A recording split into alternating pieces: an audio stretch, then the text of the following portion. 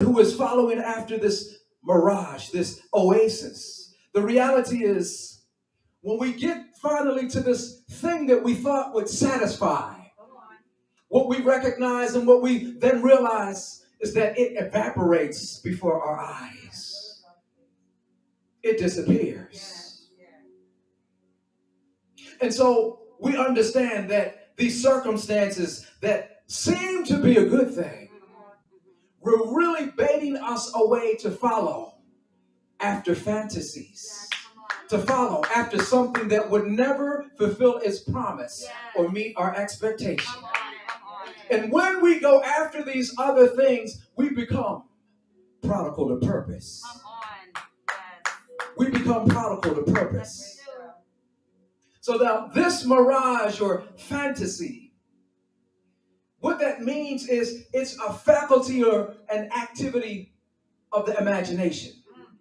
It's an imagined thing, especially of things that really are impossible or implausible. When you think about the reality of being in the middle of a desert, it is very impossible in many instances for all of a sudden for someone to, in the middle of their circumstances, find this type of oasis. It's implausible. But when you are in a state of desperation, when you are in a state when you don't know where else to turn, sometimes we start to perceive and see things that look like they're going to deliver something that's going to benefit us, but in reality, when we get upon it, it's not real. It's not real. It's a mirage. It's a fantasy, and we've been baited into something that misled us. In psychology, a fantasy is a wide range of imagined experiences in the mind. It is an expression of certain desires through vivid mental imagery. And so here it is, someone can have an expectation of a thing and they make it all up in their mind. Before they start the journey, they see how it's going to be. They began to think about that implausible thing in such a way that, oh, when I get that thing, it's going to meet every need that I ever thought possible. When I have this thing, just like the world has promoted, it's going to make me happy. It's going to satisfy me. When I get to that place in life, all of my worries will just disappear and go away. Isn't that the promise? Did wealth promise us this? Did intercourse outside of marriage or in other places promise us this? Did drugs and alcohol and all types of things that we go after, did it promise us this? These promises come from the mirage. It is a fantasy.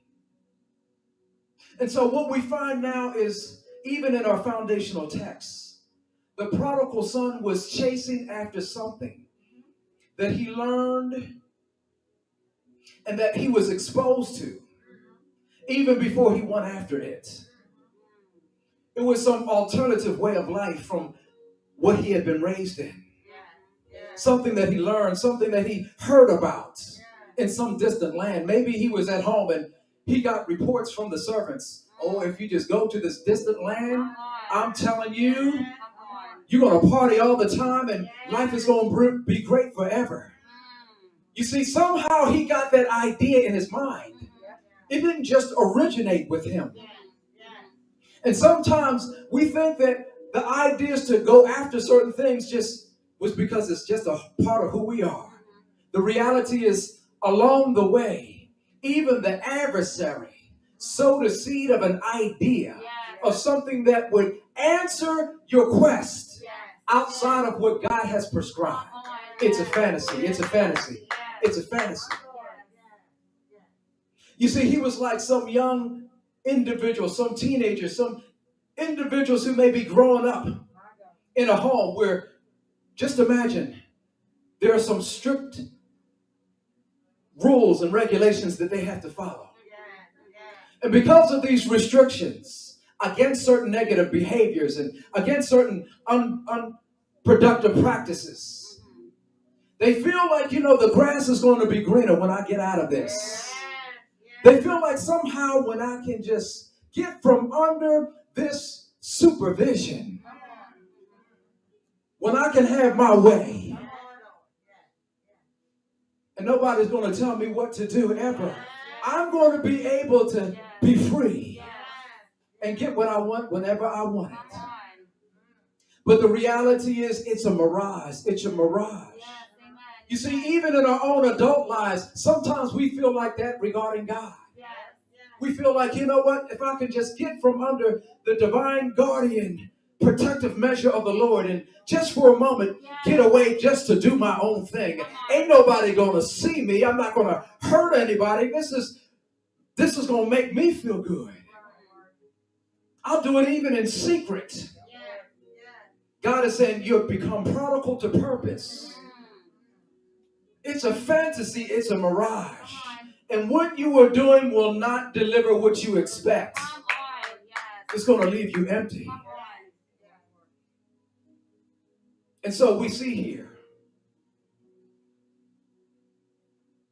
that as soon as this young individual called the prodigal son, he was able to break away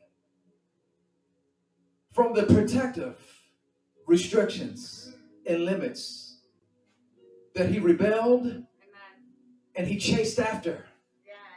The fantasies that had been marketed to him, that had been promoted to him by the world.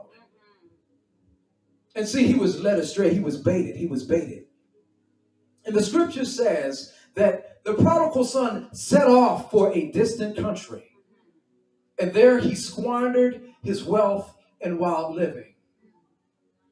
You see, we have to understand that the story goes that he ran out of money.